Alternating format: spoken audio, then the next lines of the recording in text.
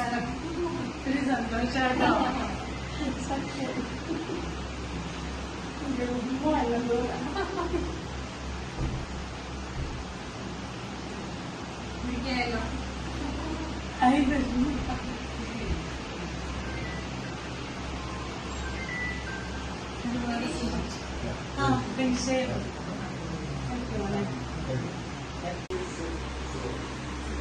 ഒരു plastic സർജനാണിത് surgery ചെയ്തത്.